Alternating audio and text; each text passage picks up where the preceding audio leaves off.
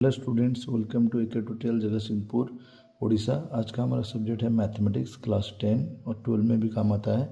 Topic हमारा है to determine a linear equation has solution और नॉट इन टू वेरिएबल्स। मतलब यहाँ पर जो हम लीनियर इक्वेशन लेंगे वो 2 वेरिएबल में होगा, हमको देखना उसका सॉल्यूशन होता है या नहीं।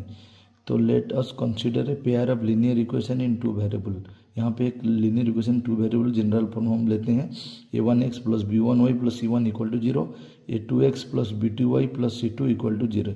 इससे आपको पता होगा इक्वेशन 1 का x के वेरिएबल को a1 बोलते हैं, इक्वेशन 1 का y के कोफिशिएंट को x के कोफिशिएंट को a1 बोलते हैं, y के कोफिशिएंट को b1 बोलते हैं और कांस्टेंट टर्म को c1 बोलते हैं। उसी तरह इक्वेशन 2 के x के कोफिशिएंट को a2, y के कोफिशिएंट को b2 और कांस्टेंट टर्म को c2 बोलते हैं।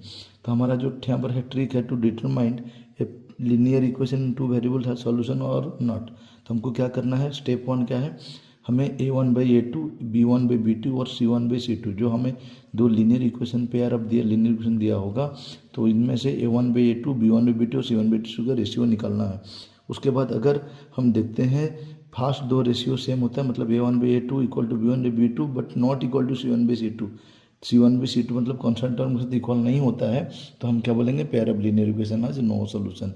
यहाँ पे सॉल्यूशन नहीं है और they are parallel line. Similarly step 3 में हम क्या सकेंगे, स्टेप 3 हमारा क्या है, if a1/a2 equal to b1/b2 equal to c1। अगर तीनों रेशियो हमारा इक्वल होता है तो हम यहाँ पर क्या बोलेंगे, इस इक्वेशन का इन्फाइनाइट मेनी सोल्यूशन, मतलब बहुत सारा सोल्यूशन है और ये कोइंसिडेंट लाइन होने वाला है।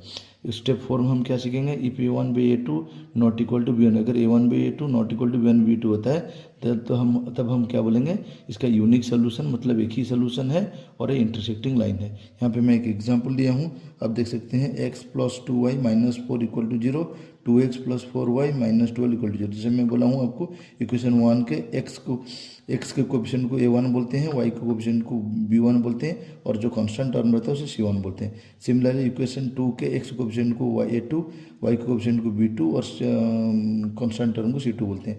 यहाँ पे मैं a1/a2 1/2 मेरा आया, b1/b2 वो भी 1/2 आ रहा है।